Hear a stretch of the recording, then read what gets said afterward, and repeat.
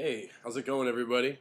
I'm going to talk to you a little bit today about some European football, about football in Europe and the leagues, the transfers, the point system, relegation, promotion, everything. So, give me about 10 minutes and you'll be able to understand all of this stuff. So, it was a great World Cup. America didn't make it as far as I would have liked, but they definitely did. They gave us some exciting games. I had a great time, and I just really enjoyed being out with all my friends here in America and watching the games in the pubs, in just people's houses everywhere. We all got into it. So a lot of people actually had a lot of questions about. Who the stars were that were in the World Cup from all over the country, where they played, what leagues they played in, and then once I basically explained that all the best players, most of these guys that play on these national teams, on all the big national teams, and then even Uruguay, Paraguay, even South Korea, Japan, a few of them, they like the best from all of these teams play in Europe. And so the European leagues are the most exciting to watch. So this is a little instruction or a little tutorial for all of you people who have questions about how football works in Europe. It's actually kind of complicated, so sit back and relax and here we go. So first off, you got to understand in Europe there's several different leagues. The leagues are done by, it's like imagine if there was an NBA in Mexico, an NBA in Canada, and an NBA in America. And so all of these, each of these leagues are just as popular as the other ones. They have a lot of money, they have a lot of players, all this other stuff. That's the way it is in Europe. Europe, each country has its own league, but the big four that everyone knows about, people follow, are the English Premier League in England, La Liga in Spain, Serie A in Italy, and the Bundesliga in Germany. All these four leagues are the most popular, and especially the English Premier League and La Liga right now are definitely the most popular because they have the strongest teams and they do the best in all the club competitions, the competitions between teams. But we'll get to that. So, like I said, imagine if there was an NBA in each of these in all of these different countries, or in each of these countries in North America. That's what it's like in Europe, but there's several different of them. So there's a lot of transfers, a lot of goings on outside of the country, and then back in, and then between the teams in their own countries. FIFA is the governing body for the World Cup for all of these teams, the Federation of International Football Associations. Um, okay, in each league, in the English Premier League, the big four teams, the ones that are traditionally dominant and win championships the most, are Arsenal, my team right here, Arsenal, Manchester United, Chelsea, and Liverpool.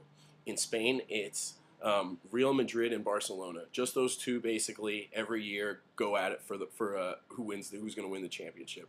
In Italy, the number one, basically the big team right now is Inter Milan. A lot of teams were fined and haven't been doing well in the past few years because of a scandal called Calciopoli. Look it up. It was a ref bribery scandal. Inter Milan has won the Serie A, won the league for the past 5 years in a row. So it's kind of been one-sided. And then in the Bundesliga, Bayern Munich is traditionally dominant. Even though they haven't done the best in the past little bit of time, past 3-4 years, they've definitely won more Bundesliga titles than any other team. So basically, and then also what's complicated about football in Europe is there's no playoffs, there's no championship, you have the best record, you make it to the playoffs, and the two best teams play each other. In football, there's no playoff like that outside of Canada, USA, and Australia. Basically, most sports in the world play on a point system. That point system goes by, you get 3 points for a win, 1 point for a draw, and no points for a loss. So basically you try to build up points throughout the season, and once you get to a certain number of points where you have the most and no one else can catch you, and there's only a certain number of games left, then you are crowned champion. So you could win the league, be the champion of the English Premier League or of La Liga, while you still have several games left. Or it could go right down to the wire if there's another team that is doing well just like you and you guys are very close in points. It can all go. So that's the way it works. There is no playoff. But it's such a long season. Soccer, like the English Premier League, all these, it's basically 9 months long. from basically like end of July, early August until beginning to mid-May. And this is like that's a very long season.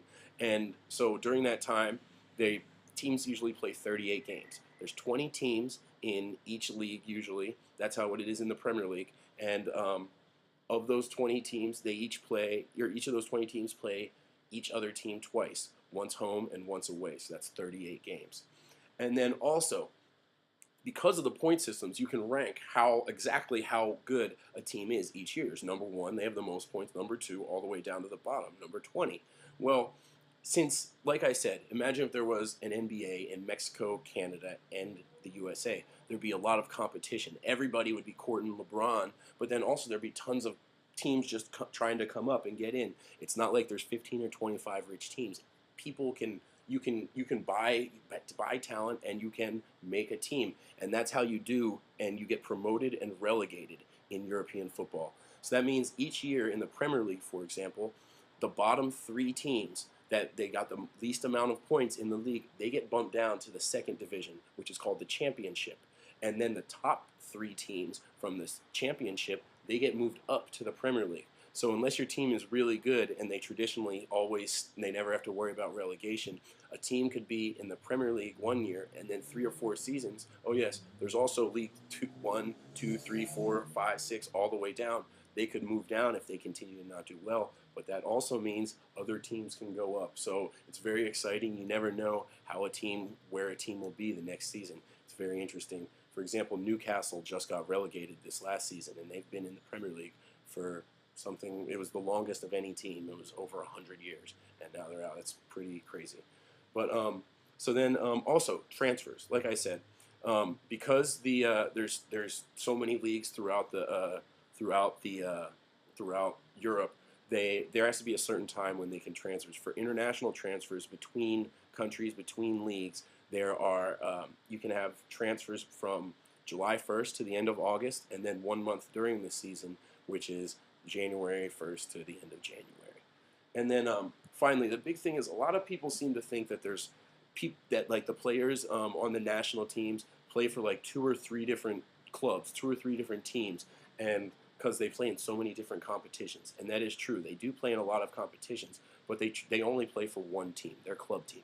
They may also play for the national team, but that is the country that they were born in, and that's the country they play for. So, for example, Cesc Fabregas, who plays for Arsenal, he was born in Spain, in Catalonia, but he plays for Arsenal, the team, which is in England. But he also plays for the Spanish national team.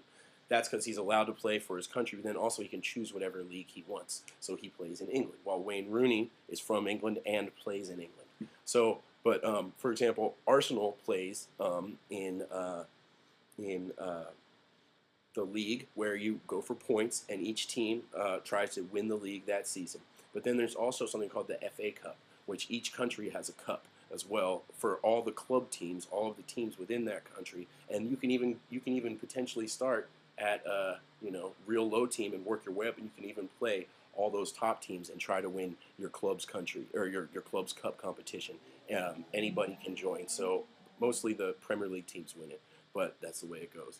And then finally, there's the Champions League, and the Champions League is a big deal. It's where all the top teams from Europe get together, and like for example, the English Premier League has four teams, and then Spain has the top 4 teams, Italy, and then even the Netherlands, Portugal. They may not get 4 teams, but they get a certain number of teams, and they put their top teams in, and it's a club competition for all of the best teams in Europe.